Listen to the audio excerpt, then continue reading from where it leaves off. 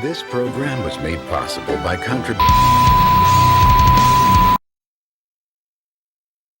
Thank you.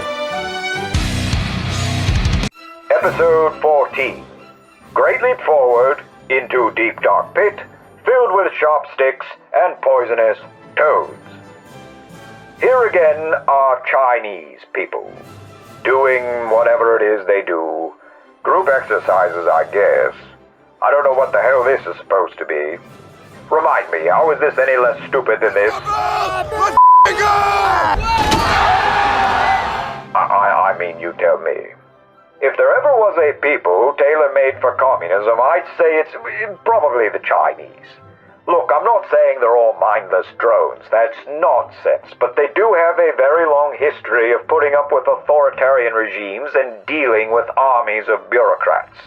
Nonetheless, communism is so goddamn retarded, cognitively impaired, that when Mao and his cronies forced it onto the unwitting Chinese people, they caused the worst man-made loss of life in all of history. And unlike the Soviets, they cannot plead ignorance here because all this was just tried in the great neighbor to the north with devastating consequences. I mean, for Christ's sakes, you didn't even compare notes? You goddamn amateurs. How the did you even get into power? It's like all luck.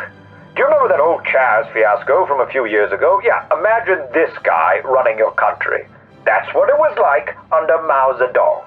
It bears repeating again and again that the greatest atrocities in history were committed by men who believed they were serving the ultimate good. It was not the sincerity of this former German politician, or Lenin, or Stalin, or Mao that was ever at fault. Nor was it any personal lust for prestige or wealth or women that motivated their great crimes against humanity.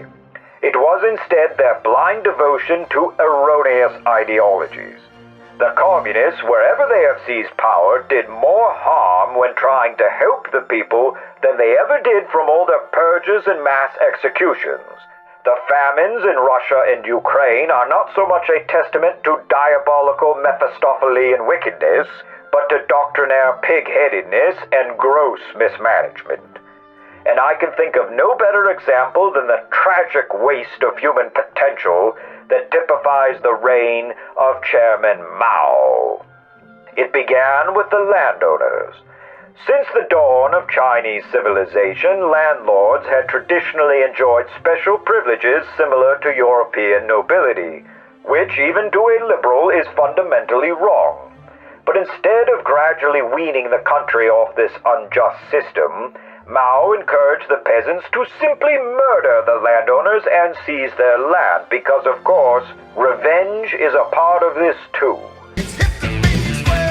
This sparked a cycle of pillage and mayhem much akin to the trials of the kulaks in Russia.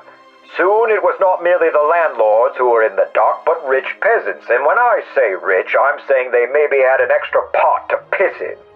No one anywhere gave a damn about anything resembling consistency. After all, once you open the spigots to something like this, how do you turn them off?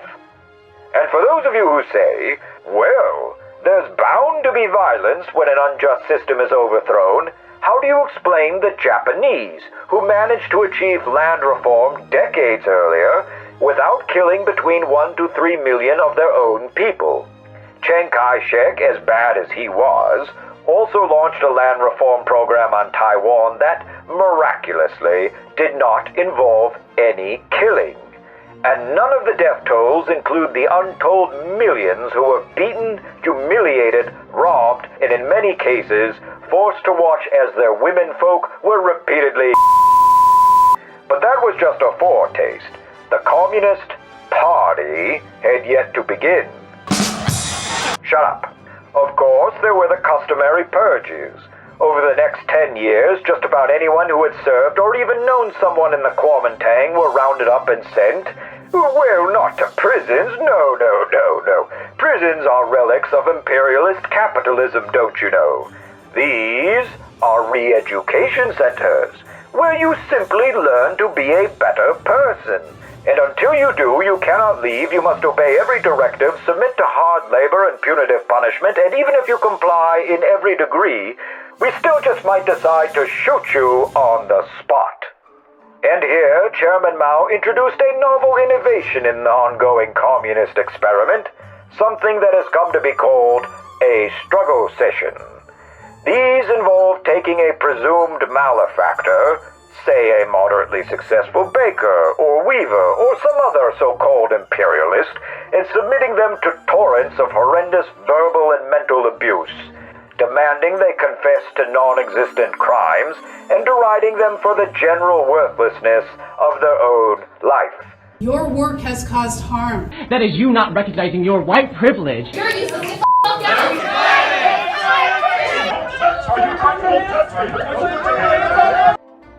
Sometimes the target's own friends and family were enlisted in this cruel practice, which the Chinese also refer to as Jinhua, or as we say in English, washing of the brain.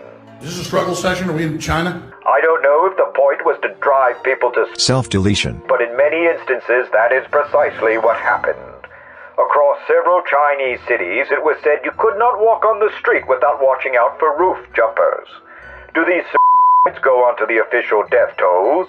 If so, you could add a couple more millions, snuffed out of existence by a vengeful mania fomented by fanatic psychopaths.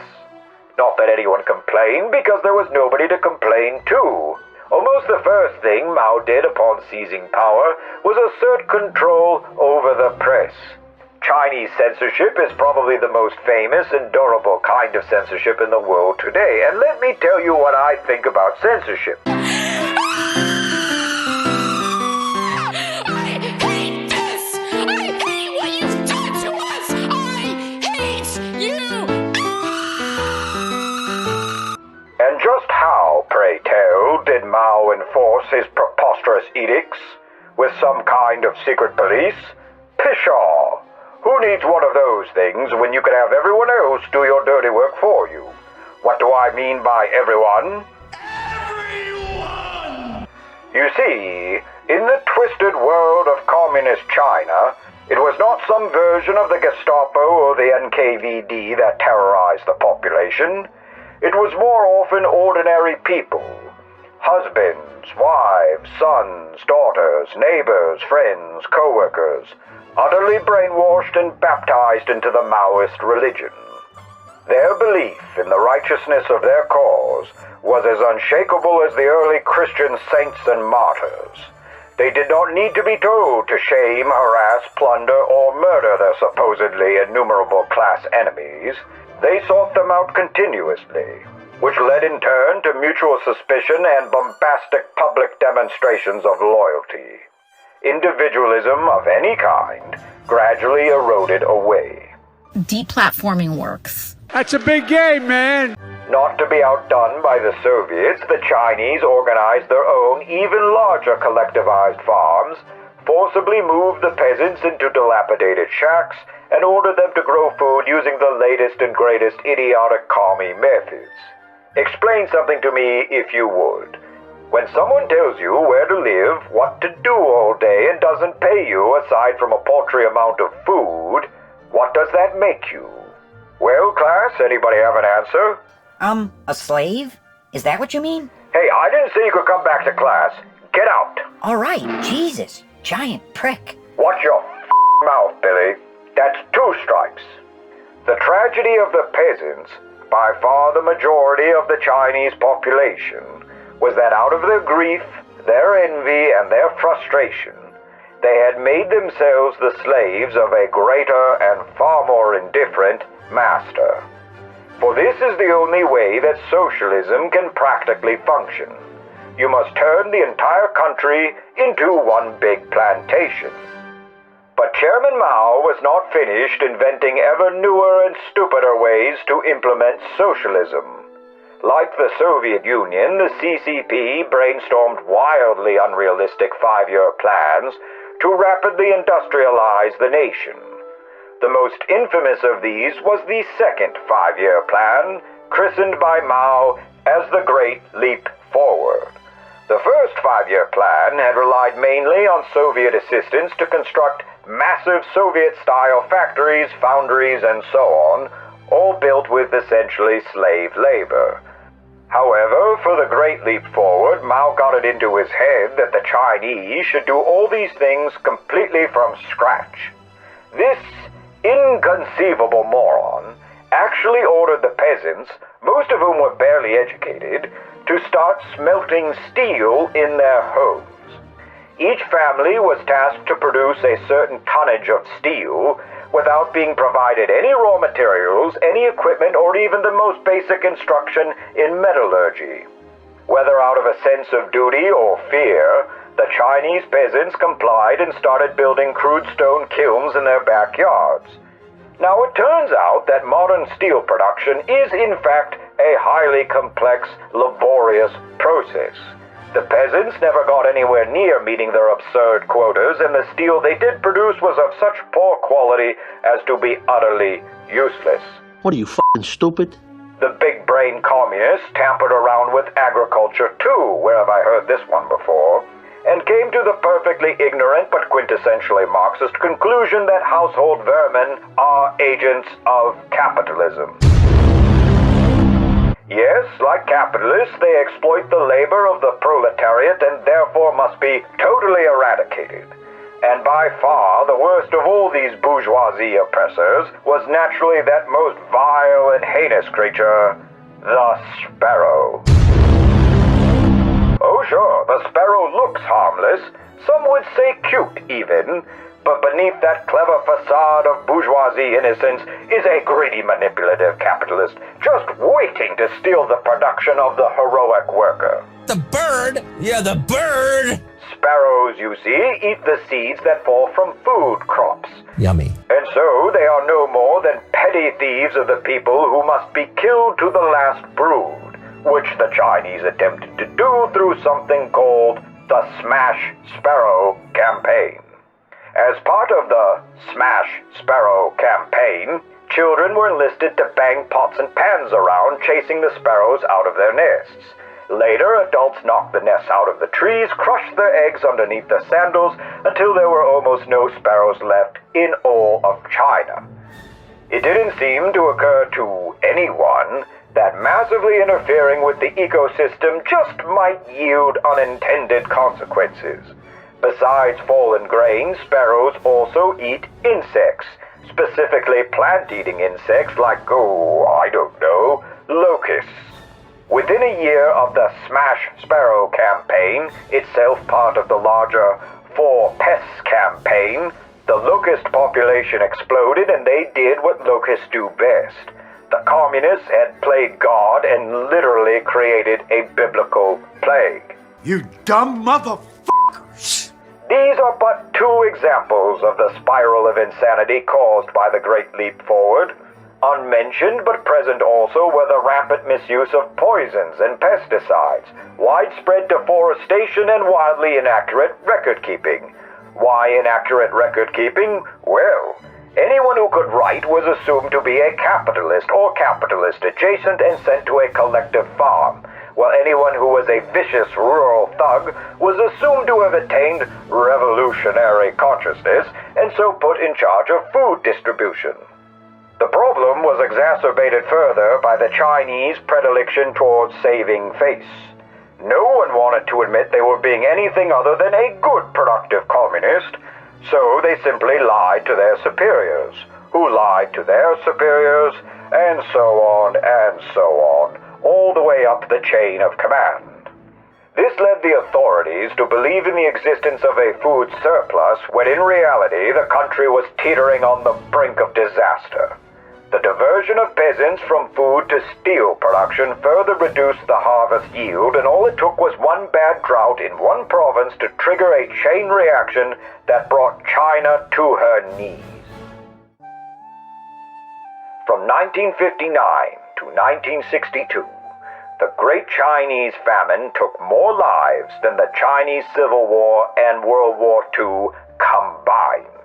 The true figure will never be known, but reliable estimates put the death toll between 20 to 50 million people.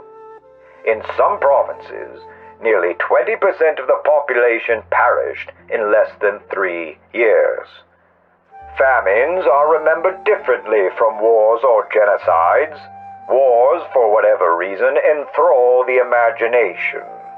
They stand out in history like the great peaks of a mountain range, salient events of which stories can be told, in which heroes or villains can be recognized, from which lessons are drawn and imparted to future generations. None of this is really true of famines, even those perpetrated by human folly. There seems a great eagerness to forget and not to remember them. Perhaps it is because there is no drama in famine as there is in war. There are no great armies or battles, no daring assaults or desperate last stands. There are simply millions of people hobbling to and fro, watching themselves and their loved ones gradually diminish, until they finally lie down in exhaustion and mundanely expire. Yet every life taken is no less tragic or avoidable than those lost in the great wars of history. The suffering of the survivors no less traumatic or heartrending.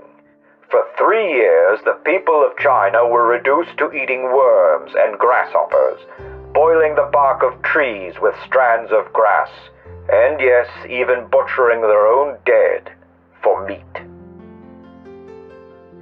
You know, I'm getting a little tired of this shit. It's the same damn story every time.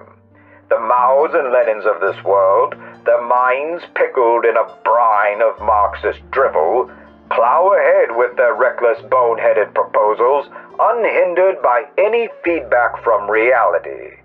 In Marxism, truth takes a backseat to theory. The theory, in fact, becomes the truth, and the truth, if contrary to theory, becomes lies.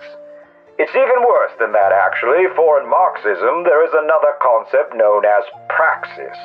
Praxis is another one of those made-up bullshit terms that means combining theory and practice together.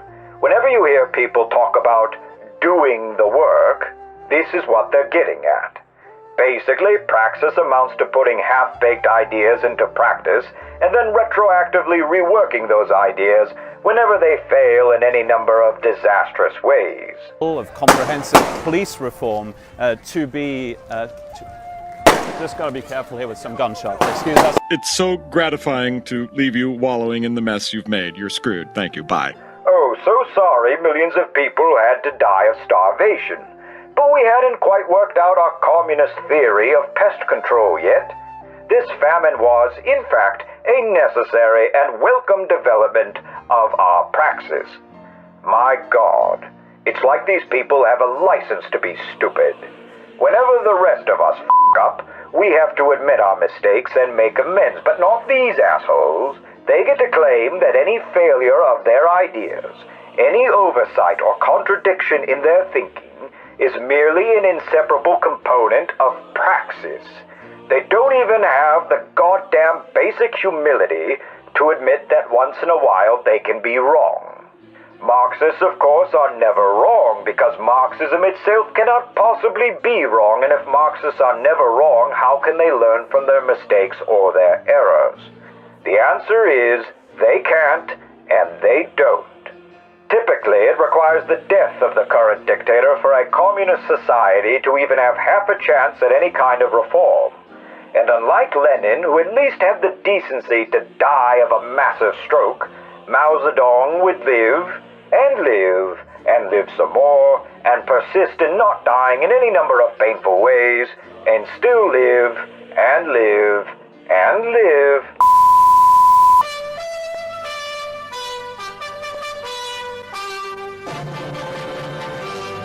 Ni hao, Jie James O'Flannery. Zhejian Shinpin De Chanmen Bufen, Wu Zhenhui, the Communist Party of China. Wu Chongqin Zhuang Ni De Aizhata, Qi Shi Yingyang De, Chairman Mao. Wu Ye Chuanqin Chuane Aizhashe. Wu Wei Wu De Wu Zhe Shen Bian Chang Ye. Wu Wei Wu De Hua Shen Gan Kon Kui. Wu Zhanji Jing Dao, Wu Shanghai Li Zhongguo Ren Mi, Shanghai Li Ling Dao Taman De Wei Nang Da, Zhe Ren Wu Dui Ji Ji Chong Man Le Fen Yu, Wu Ji Shi Wei Wu De Er Man Er Fen Yu. Episode 15. Big fat idiot with stupid fat face do stupid dumb things. The Great Leap Forward was such a titanic fiasco that even Mao was forced to eat crow. At least that fat had something to eat. Yeah, nobody was missing any meals at the Mao residence. Anyway, he ended up resigning from several of his official positions. A new generation of communist leaders, including reformer Deng Xiaoping, began to rise in power and attempted to clean up the mess Mao had made. Meanwhile, other figures, such as General Peng, probably China's best military mind, dared to speak out about the disaster and were consequently purged. Keep in mind that General Peng had been involved in Chinese affairs since the long-ago Northern Expedition. He had been one of the survivors of the Long March, led guerrilla forces against Japan, later battled the Kuomintang, and had been overall commander of Chinese forces during the Korean War. Oh, god damn it, I forgot to mention the Korean War. Everybody forgets about the Korean War. Yes, I think I better brief you. Alright. Kim Il-sung, even bigger, even fatter idiot than Mao Zedong, invades the South. South nearly defeated. MacArthur, genius but crazy, lands Incheon.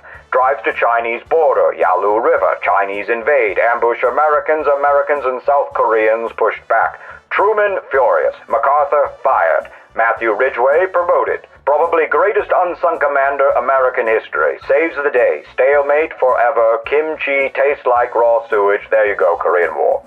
So Peng Dehuai, who had served the communist cause ably and loyally through thick and thin, was thrown into the trash heap like a used Kleenex. Do you ever notice how often this happens? Why do the worst sort of ruthless, faithless, vengeful characters always rise to the top of socialist hierarchies? For that, I must once again turn to my good friend and colleague, Professor Friedrich Hayek.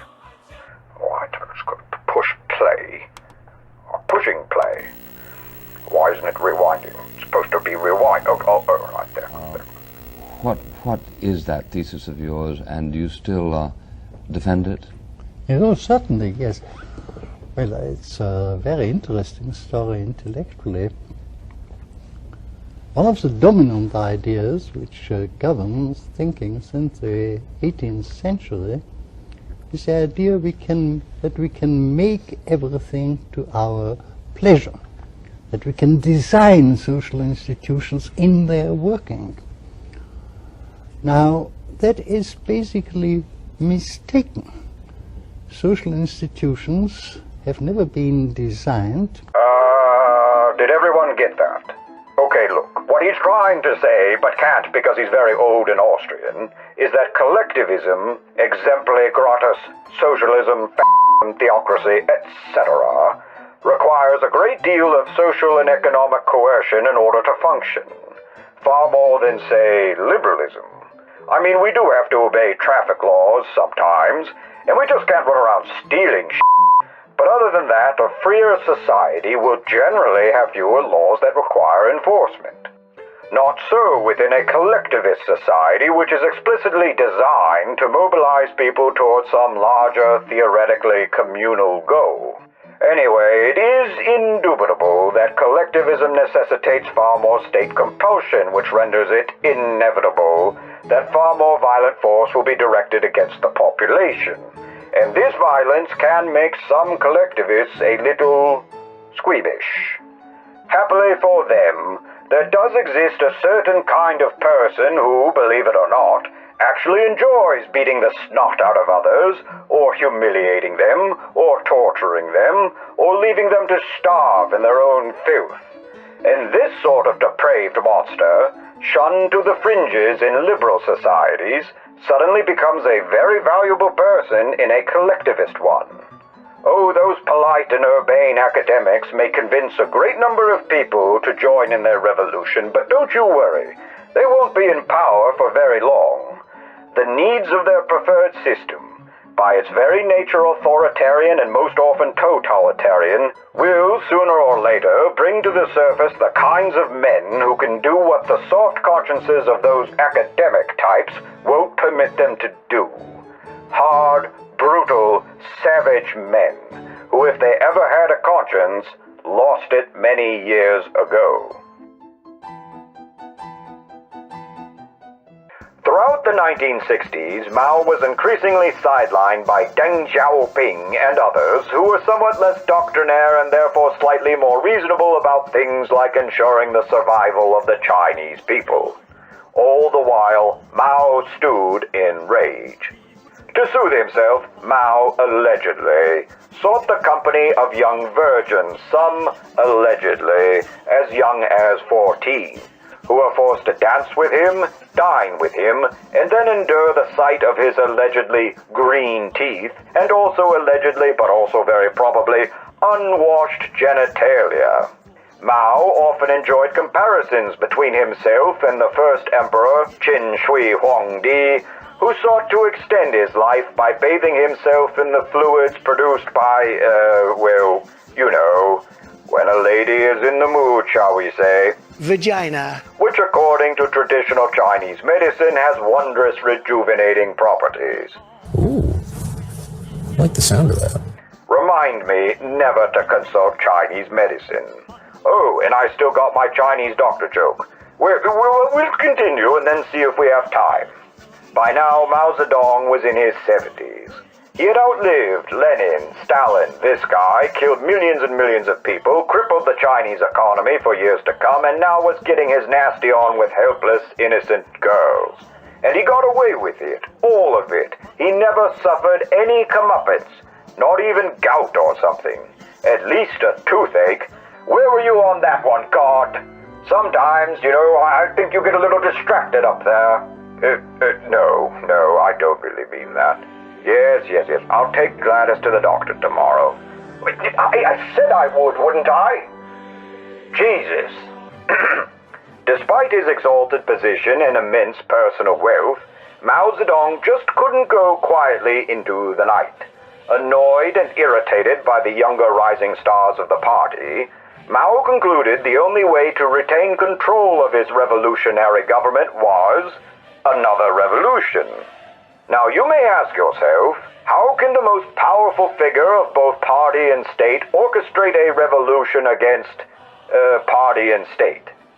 Well, somehow Mao found a way. He went down to the basement, dusted off the old propaganda machine, and began pumping out reams and reams of outlandish gobbledygook. He hurled slanderous and malicious accusations like they were frisbees, denouncing his erstwhile friends and colleagues with no evidence and without a second thought. Mao declared that counter-revolutionary bourgeoisie elements had infiltrated the glorious People's Republic of China, and that only the pure and unspoiled youth could be relied upon to right the ship. To impress the youngsters, Mao even ripped off his shirt in public and went for a swim in the Yangtze River, almost certainly the first bath he had had since 1925. The local population of river carp has never recovered. These are historical facts. Still, Mao was onto something here. He correctly perceived there was an untapped, nearly limitless supply of frothing, senseless goons he could bend and twist to his purposes. They were called children, and he used the apparatus of the so-called education system to indoctrinate these, in their own way innocent victims, into his great proletarian cultural revolution. My God, not even Karl Marx thought that up. As we all know, young people are not only the most careful and responsible members of society, they are also the most enlightened, judicious, and sagacious. As with the peasants 40 years earlier, Mao provoked these youngsters into fits of hysteria, empowering them to believe they were right about everything, so long as everything they were right about was in his little red book. Pretty incredible and totally believable that every oddity or mystery of life can be answered by a little red book. Of course, I'm being facetious. All the damn thing was a compendium of Mao's numerous idiotic quotations. In case you're curious, here's the first one I happened to look up. We should support whatever enemy opposes, and oppose whatever enemy support. Well, that's not confusing. What if the enemy starts supporting what you currently support? Do you have to start opposing what you previously supported? Explain. Never mind, I don't even want to hear it. How about this one? The socialist system will eventually replace capitalist system. Is objective raw independent of man's will. Well, if that's true, why bother having a revolution at all? Why not just wait around? Write a couple of pamphlets or whatever and, just enjoy life. Oh, but I keep forgetting. Revolutions are just too much dang fun. You youngsters want some real wisdom? Here's a quotation for you. I call it O'Flannery's first law. Those who read little believe every little thing they read. Try that one on for size, why don't you? To direct the formless fury of the youngsters, Mao drew their attention to what he called the 4 O's, these being old customs, old culture, old habits, and old ideas. He conveniently left out old chairmen of political parties, but that goes without saying. He christened his teenaged revolutionaries the Red Guards, and in 1966 unleashed them like a typhoon against the unsuspecting Chinese population. Almost overnight, China was transformed into a modern-day college campus. Among other things, these maniacs tore down street signs and replaced them with new ones, all named after Mao Zedong, rendering basic city navigation utterly impossible. Any of this sound familiar to you? I swear I've seen something like this recently. Can't say exactly when or where.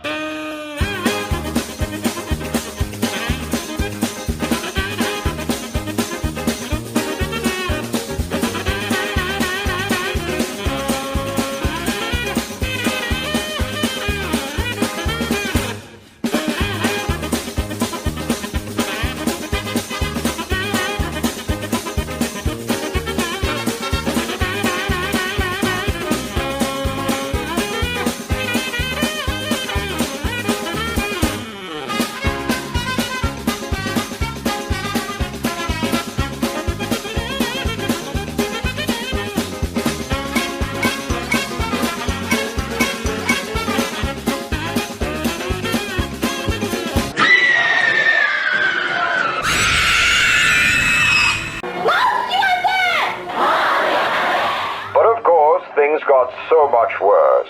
The Red Guards indiscriminately tore down statues and monuments, some hundreds or even thousands of years old.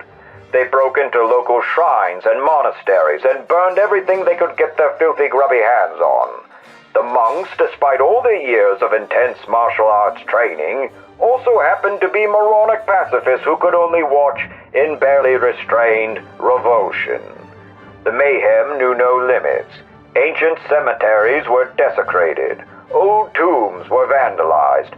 Some even dug up the bones of former emperors and pissed on them. More egregious still was the senseless destruction of millions of pages of Chinese writing. Everything from Confucian texts to classical Tang poetry. All were thoughtlessly burned and are now forever lost. Who knows, there might have been a cure for cancer somewhere in there. Probably not, but still. It's a funny kind of education that encourages students to burn and not to read. The Red Guards were also fond of subjecting their elders to humiliating displays of public contrition. Whole families were ripped apart by this generational strife. Fathers pitted against sons, mothers pitted against daughters, dunce caps shoved onto the heads of teachers, dogs forced to watch cats fornicating. I mean, can you just imagine being harangued by someone like this little twerp? Hello, everyone. Shut up, you. This is my grandson, by the way. I forget his name, but he's what you might call a cretin. Even Madame Mao got in on the action. Nasty woman. Forming the notorious Gang of Four with, 3 other people. Their specialty was to recruit elite paramilitary outfits from the cream of the Red Guard, then dispatch these roving goon squads to berate, intimidate, and occasionally torture other communist officials. Their crimes could be anything. They might be badly incompetent, or altogether too competent, or guilty of demonstrating insufficient adherence to Mao Zedong thought. However, the madness only truly reached its apex with the onset of the Guangji Massacre, an event so deranged and bestial it strains the bounds of civilized credulity. Across several villages in Guangji province, student revolutionaries, in the grasp of a collective delirium that defies all understanding of human behavior, attacked, tortured, raped, and killed their own parents, teachers, classmates, and any party officials deemed unworthy of the name. They tied sticks of dynamite to their fellow classmates and lit the fuse. They performed ritual disemboweling on live victims, cheering and laughing at what they must have thought was fine sport. Most abominably of all, they cut out the hearts and livers of those they murdered and ceremonially consumed them. Such ritualistic cannibalism is unheard of in all except the most remote and primitive societies. China, who had given the world silk and paper, who had accomplished such marvelous feats of engineering, who had constructed such beautiful temples and pavilions, who had begun to peer into the secrets of the cosmos and the vagaries of the human soul, that fascinating and venerable nation had been reduced to this. Now, the usual twits and charlatans will argue that nothing in Marxism condones such behavior, that incidents like these, and there were others, are merely aberrations. But when your worldview collapses all human interaction into an endless war between mortal class enemies, how can you possibly be surprised? Or rather, how can you be surprised and retain your reputation as an intelligent person? All in all, another 1 million people paid with their lives for China's pointless descent into wanton chaos. True, many of those purged were idiotic communist apparatchiks themselves, but some, like Deng Xiaoping, were the closest things China had to effective officials and statesmen. It's a miracle any of them survived. Deng Xiaoping himself was sent to perform hard labor at a tractor factory, while his son was thrown out of a 4-story window and lived the rest of his life as a paraplegic. But Deng would have the last laugh. In 1976, Premier Zhou Enlai, Mao's longtime right-hand man, died of cancer. Not long after, Mao Zedong himself succumbed to a heart attack, inspiring an outpouring of grief from the deluded Chinamen men from China he had for so long dominated and enslaved. To this day, you will hear voices in China and elsewhere praise Mao Zedong as the man who single-handedly united and liberated China. And for this, despite his faults and missteps, he should be commemorated as one of the greatest leaders in Chinese history. I favor a different analysis. In 1947, as the Chinese Civil War was still raging, India gained her independence from Great Britain.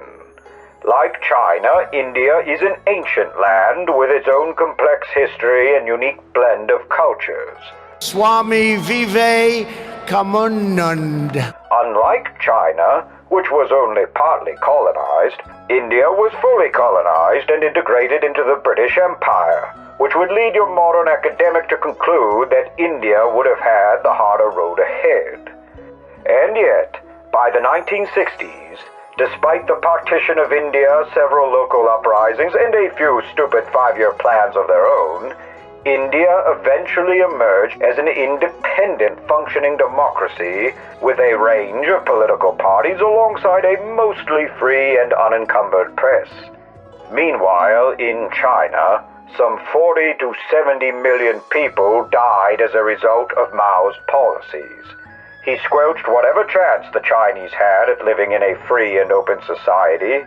He killed or encouraged others to kill many of the brightest and most talented Chinese. He never paid for his crimes and died peacefully of old age. I have nothing else to say. It does no good to mourn the past. We pass along a road of time which, always turning, never brings us back to the crossroads marked again.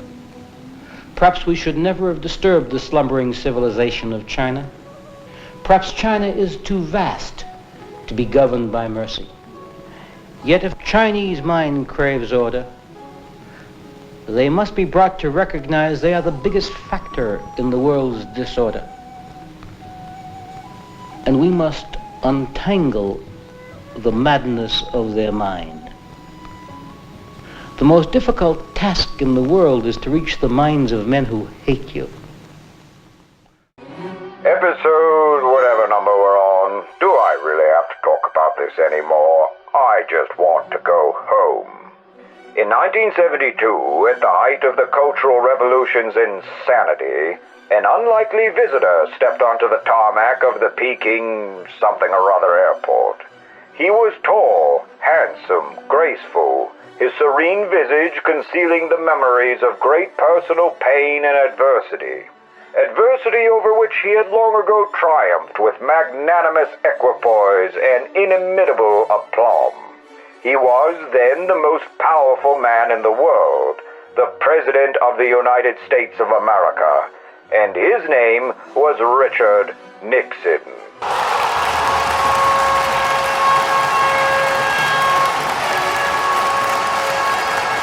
Oh, look, Gladys, it's him, he's here. Come on, let's do the chant I told you about. Come on. We like Dick, we like Dick, we like Dick. Come on, Gladys, let's go, get with the program. We like Dick, we like... Gladys, I'm beginning to think you really don't like Dick. Now, what was Nixon doing in China? Well, this is kind of interesting.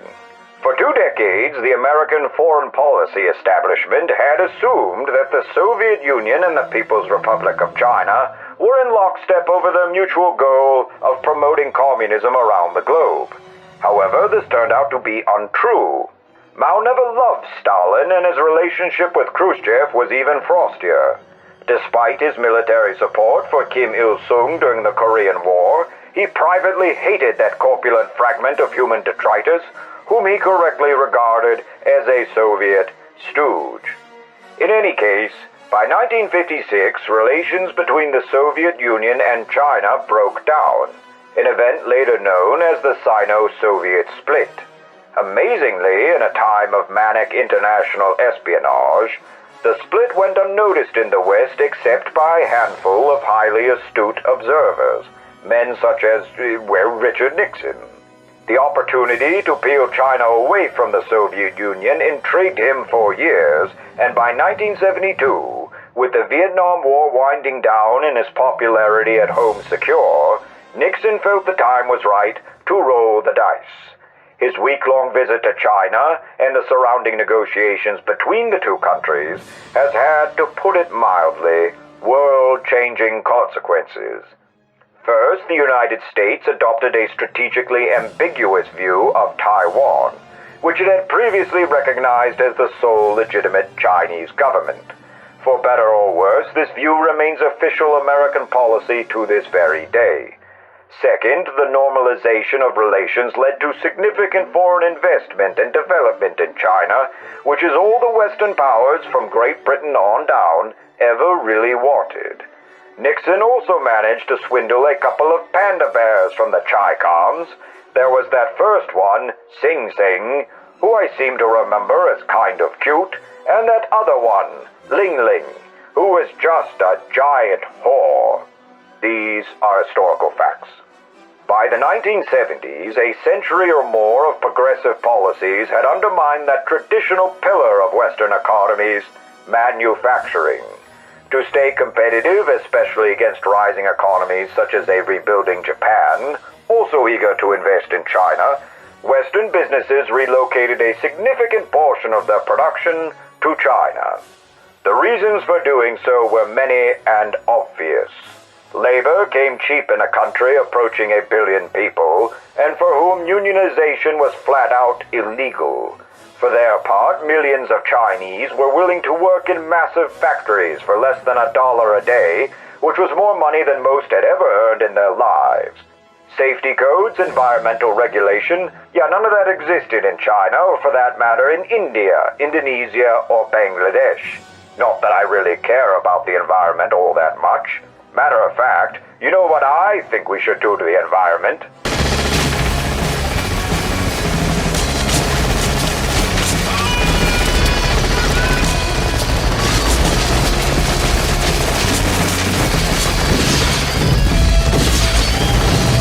How dare you? Entire ecosystems are collapsing.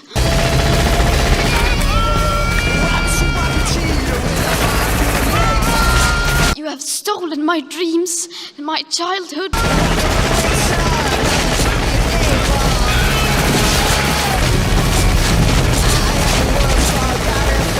How dare you? Shut up! Thus began the time-honored progressive hypocrisy of not in my backyard. Rampant unregulated pollution? Yeah, all that's fine, so long as it's not in my backyard. Massive carbon dioxide emissions from monstrously huge coal-fired power plants? Sure, whatever, just not in my backyard. Extremely low wages and harsh working conditions for poor, politically powerless, and almost exclusively non-white workers? Did you hear what I said? Not in my backyard. Anywhere else is fine. If I don't know about it, then I can't get on my high horse about it, can I? For their part, political conservatives were only too happy to please their traditional business base, a relationship that's been rather strained of late, without giving much, if any, thought to the future. Profits were soaring and all the rest of us were content, I suppose, to buy cheap crap we really didn't need and which has probably made our lives worse. Flat-screen televisions, cellular phones, custom-printed t-shirts, balderdash. The latest thing is this vaping nonsense. And I know that's what most of you are doing when my back is turned. I wasn't born yesterday, you know. Don't insult my intelligence. It makes me very angry. You goddamn puss. Why can't you smoke cigarettes like a real man? I mean, what the hell? Do you think you're going to live forever or something? My father died at 62, and let me tell you, he had the right idea. I wish I went back in 99 or 2000 or whatever it was. Then I could have skipped out on all this dumb. The other character responsible for China's massive economic shift was the aforementioned Deng Xiaoping. In 1977, fully rehabilitated after Mao's demise, Deng outmaneuvered his CCP rivals and won the top job. Under his premiership, the Chinese economy exploded. All the stupid and costly experiments of the Mao era, the farmers and workers' collectives, the anti-this and anti-that campaigns were formally abolished. Special economic zones were created in major cities where private citizens, almost exclusively CCP members, could establish their own businesses with somewhat lessened interference from the state. The Chinese called this system Socialism with Chinese characteristics. But you could easily call it Chinamism with socialist characteristics, and it'd be the same goddamn thing. Whereas the United States consists of a free market economy with a regulatory regime bolted onto it, China consists of a government-supervised economy with free markets injected into it. That's not a perfect illustration, but it's the best I can do. This stuff is complicated. Part of China's astronomical growth was also due to the fact that they were starting from nowhere. There were roads, dams, power plants, sewage plants, airports, skyscrapers, and all manner of infrastructure to build. Now that the communist hardliners were sidelined, China could finally roll up her sleeves and get to work. Say what you will about the Chinese, none can deny that they are, and always have been, a marvelously skilled and industrious people. It took Great Britain 7 generations to transform themselves from an agrarian society into an industrialized society. The Chinese, after a false start, managed it in 1 generation. Of course, they plagiarized the off their classmates, so I have no choice but to give them a D-. Yet in the end, Deng Xiaoping's reforms probably saved the regime. They are the reason why the People's Republic of China still stands, while the Soviet Union crumbled into the dustbin of history. Opening China to foreign investment combined with relaxed state control and interference triggered an economic boom that lasted for nearly 40 years and only recently seems to have petered out. But alas, the hopes of many within and without China, that liberal economic reforms would lead to liberal political reforms have proven to be a phantasmagoric mirage. Episode 17.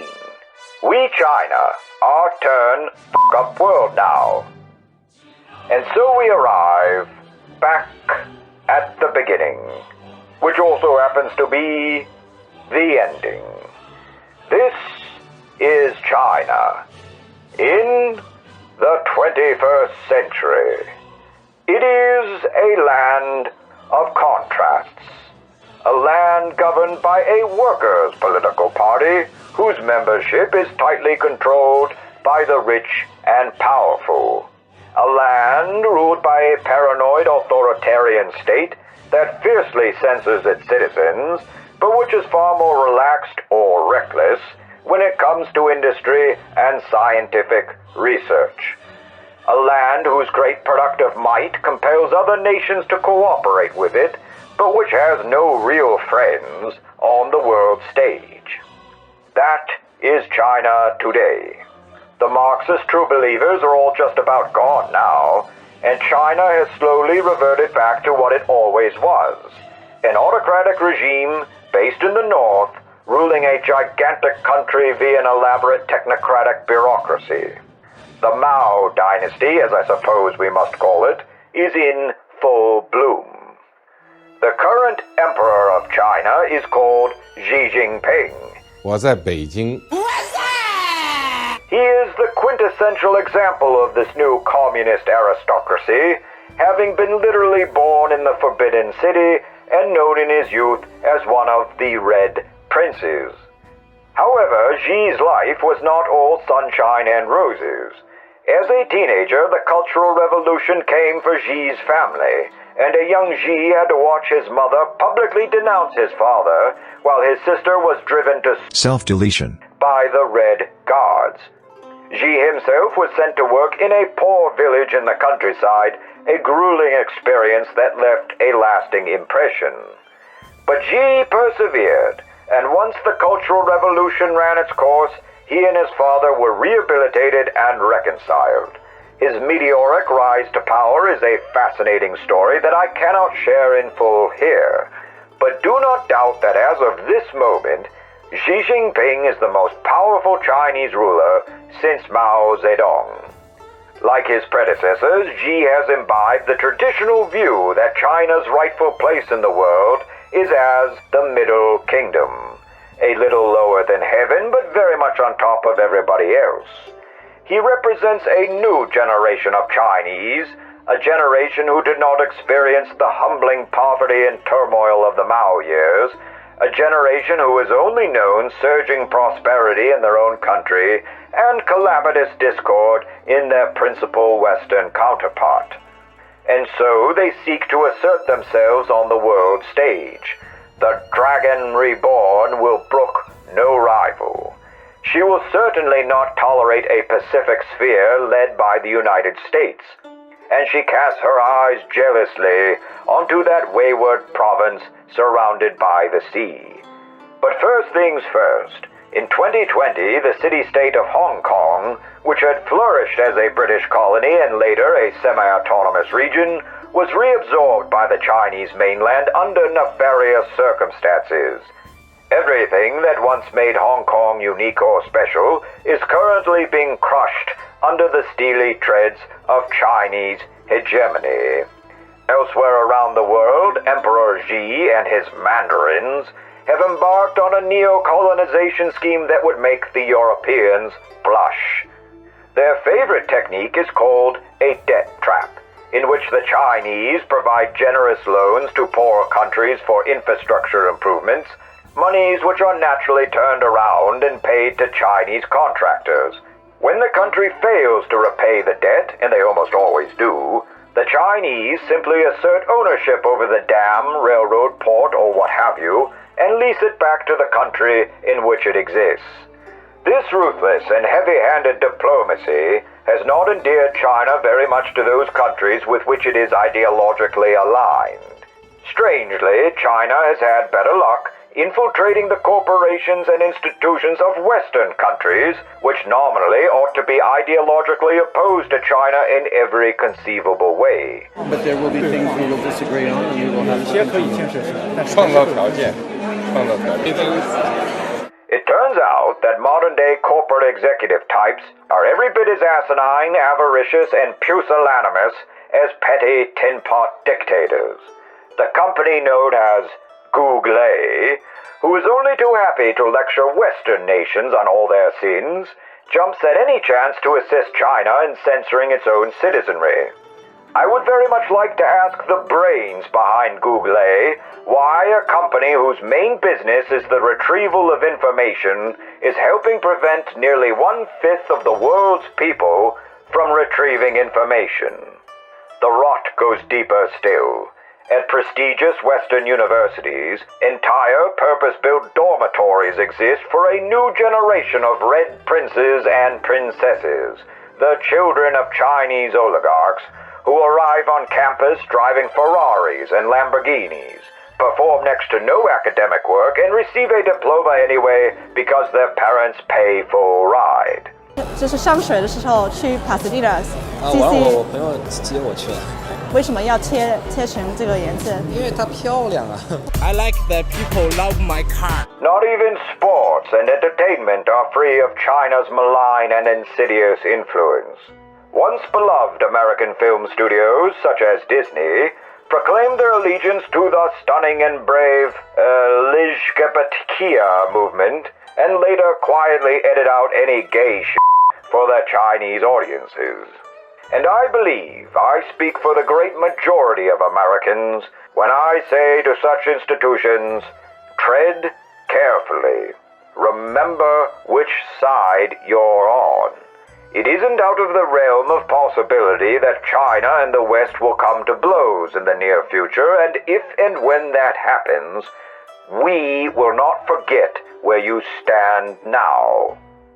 Alright, really quickly, a few odds and ends and tidbits.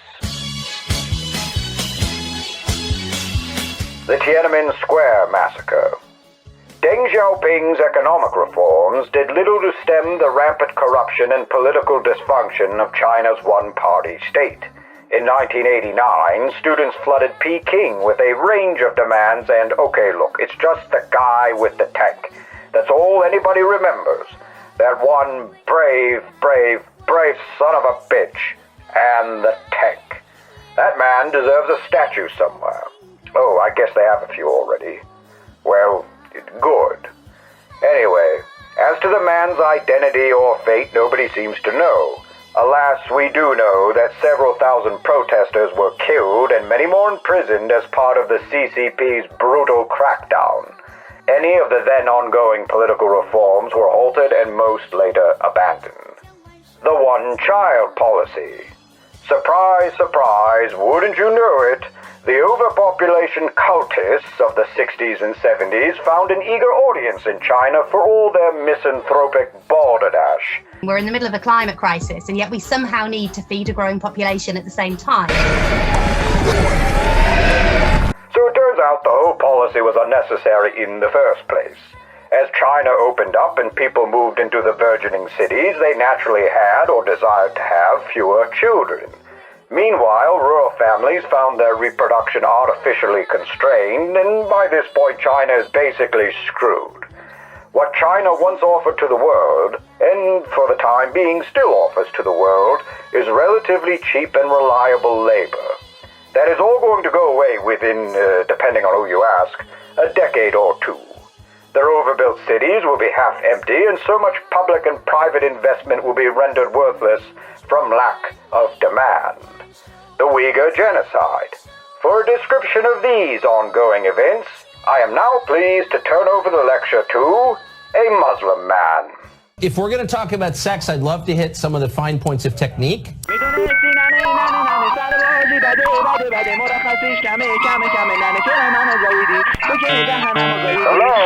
Is anyone there?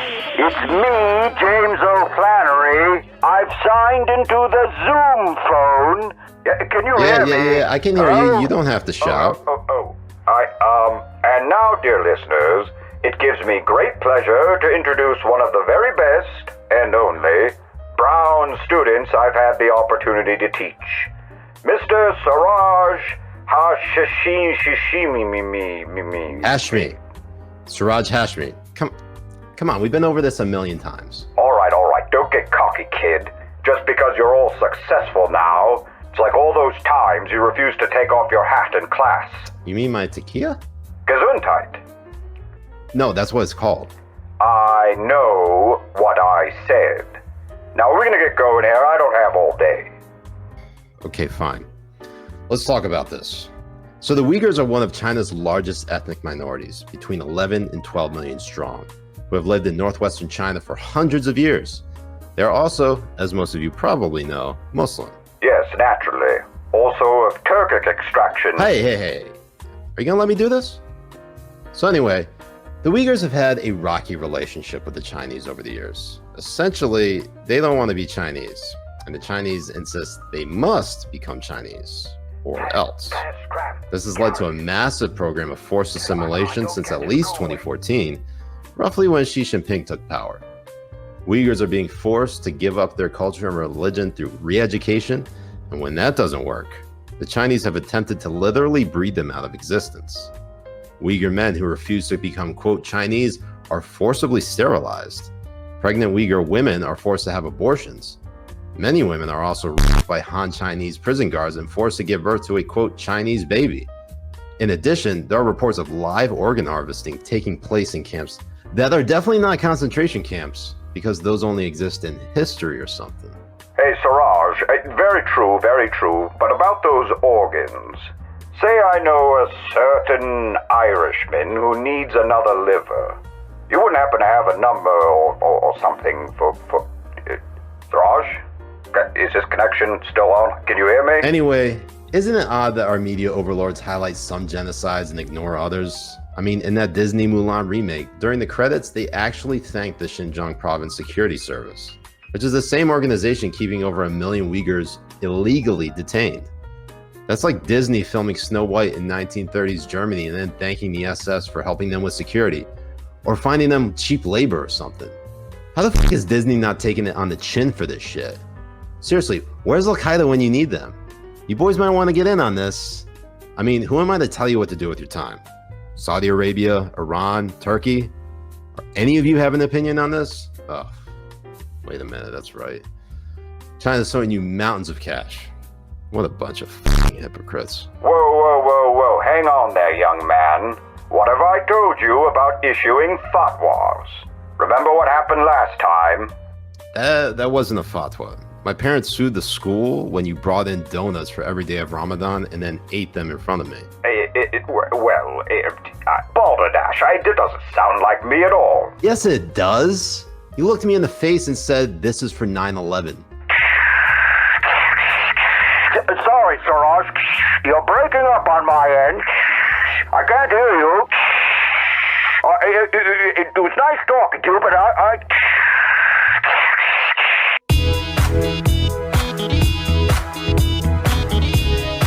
Episode 18. Village Elder instructs local youth on path to true wisdom. Well, that's it. I made it to the end, praise God. Now I don't want to talk about this country ever again with you or with anyone. I'm canceling the question and answer session. No, I'm sorry. Everyone will just have to hang up. There's really just one last question left anyway. The Chinese Revolution. Good thing, bad thing. Answer, pointless thing. I mean, what do you want me to say? Is revolution even the right word to use here? Just because some new faction seizes power in a chaotic fashion, does that technically make it a revolution? Say what you will about the French Revolution, at least half their ideas stuck around. The French monarchy and nobility are no more. They are governed by a freely elected parliament, and French citizens enjoy broad protections of their individual rights. In the case of the Chinese, it isn't clear much has happened other than the transition of the Qing dynasty to the Mao dynasty. The same goes for Russia, and if you recall, I made that point in my last lecture. Communism never leads anywhere because communism is a goddamn pipe dream, a dead end, a social impossibility even at the smallest of scales. Ergo, it might be better to think of both the Russian and Chinese revolutions as prolonged and bloody modernization efforts. That much at least has come to pass. But did you really need to kill 100 million people to pull that off?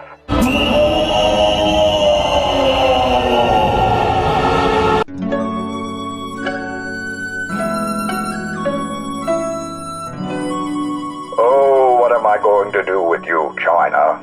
How can you both delight and disturb me so? What majestic wonders you have brought into our world, and yet what unspeakable terrors also. You are ever a land of contrasts. Northern China, what you might call Yellow River China, has historically been the dominant partner. That China represents the militant, homogenizing, autocratic tendencies of Chinese civilization. But southern China, what you might call Yangtze River China, represents the more freewheeling, commercial, and entrepreneurial tendencies. If Confucius, with his doctrines of filial piety and social perfection, is the patron saint of the Chinese state, then Lao Tzu, with his almost libertarian leanings, may be the patron saint of the Chinese people. It is said that towards the end of his life, Lao Tzu rode a water buffalo into the West and was never seen or heard from again. But is it possible that through some curious transmutation of time and space, he has reappeared centuries later to add his voice to the chorus of liberty? And if he has reappeared, just what would he say? Hey everybody, I'm Chinese! What? This is how I feel inside. Now, I'm hardly the first person to observe the West caught in the convulsions of its own cultural revolution these days. Struggle sessions disguised as anti-harassment training. Speech codes disguised as basic etiquette. The erasure or modification of old stories and works of art to reflect contemporary attitudes. If groups like Antifa are pygmy imitations of the rowdy Bolshevik or Jacobin mobs, then these far more sophisticated activists and journalists are something like an imitation of the sinister Red Guards. Their aim is not so much the violent overthrow of existing institutions, but their slow corruption into tools of their transformative vision. A vision they cannot articulate with specificity, either because they themselves barely understand it, or because they know it would be rejected out of hand. Yet they've made a good deal of headway, you've got to hand it to them. They've managed to hoodwink millions of otherwise decent, well-meaning people into supporting their vague and nebulous agenda. What a grim and unhappy commentary on the frailty of human judgment in the face of pleasing slogans and reputational blackmail. Why are you gay? Who says I'm gay? You are gay. You are a transgender.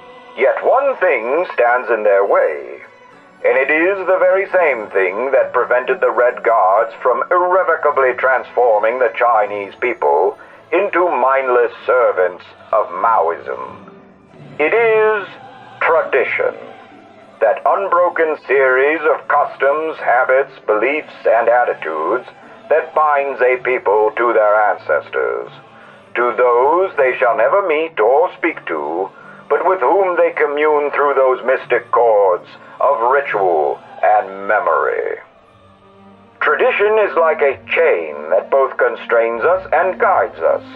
Of course, we may, especially in our younger years, strain and struggle against this chain of tradition. We may perceive faults or flaws and believe ourselves or our generation to be uniquely perspicacious enough to radically improve upon what our ancestors have made, perhaps even to break the chain entirely and start afresh. Yet every link in our chain of tradition was once a radical idea too. Everything that conservatives vigorously defend was once argued passionately by reformers of past ages. What is tradition anyway, if not a compilation of the best and most proven radical ideas of the past? The unexpectedly beneficial precipitate or residue, retrieved after thousands upon thousands of mostly useless and wasteful progressive experimentation. To be a conservative, therefore, to stick to tradition, is to be almost always right about everything almost all the time, but not quite all the time, and that is the tricky part. How can we improve society? How can we devise better governments, better customs, better habits, better beliefs, without breaking the good we have inherited?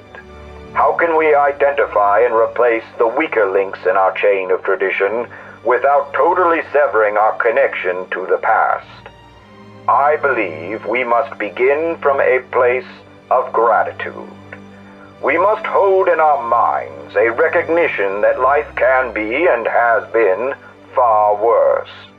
We must realize there are hard limits to the world as revealed by science, and unchangeable aspects of human nature as revealed by history, religion, philosophy, and literature.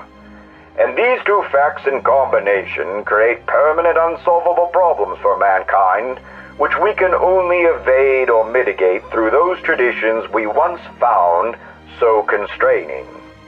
To paraphrase my great friend G.K. Chesterton, before you tear down a fence, understand why it was put up in the first place. I cannot fault a single person for wishing to make a better world for themselves and their children, but I can admonish some persons for being so ungrateful and ignorant, they mistake tradition itself as the cause of every evil under the sun. Small wonder then that their harebrained alternatives routinely overlook those aspects of society without which it cannot function or perpetuate itself into the future. Besides, there are other things tied up in tradition other than moral guidance or the management of collective affairs.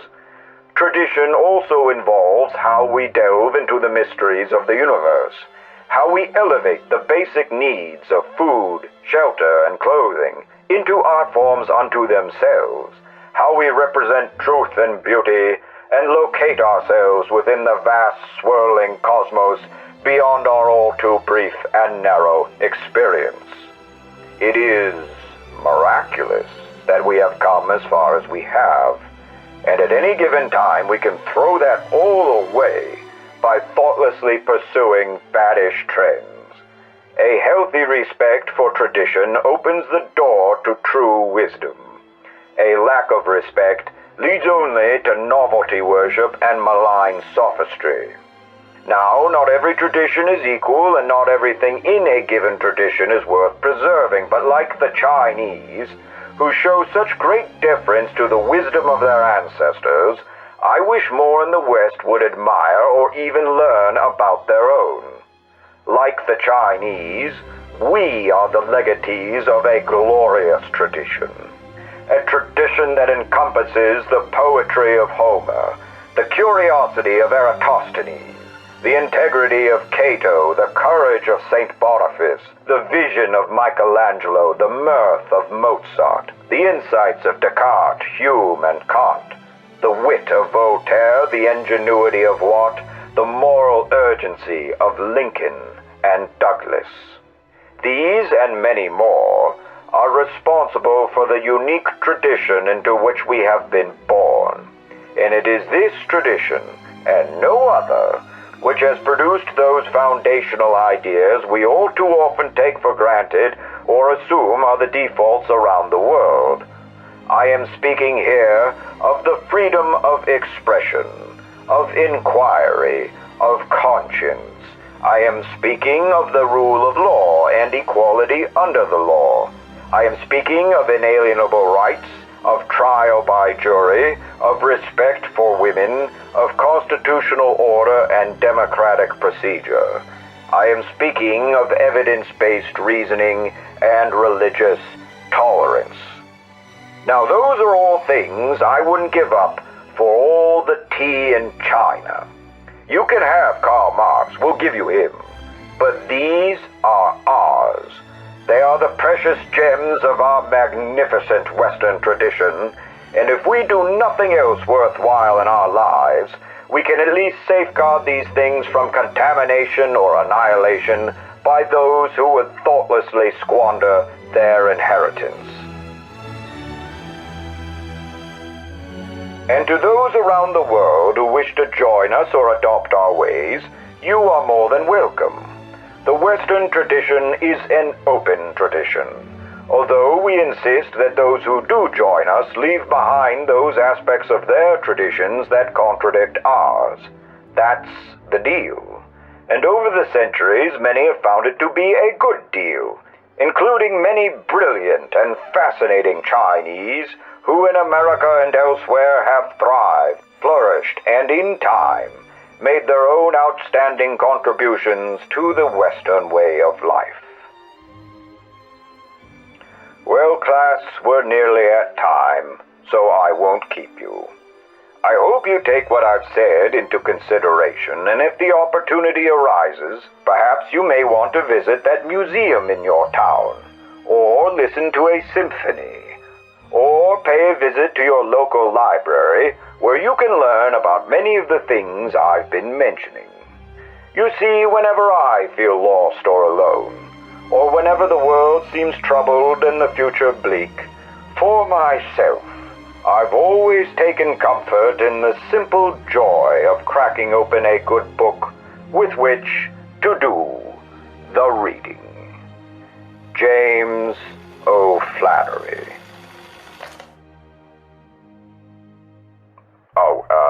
I guess we've got a few more minutes. I almost forgot. I still got my Chinese doctor joke. Do any of you want to hear it? Okay, but this doesn't leave the room now. Promise me. I mean, I could get in real big trouble here, so please, just don't repeat this. All right, here it goes. There was once a man who...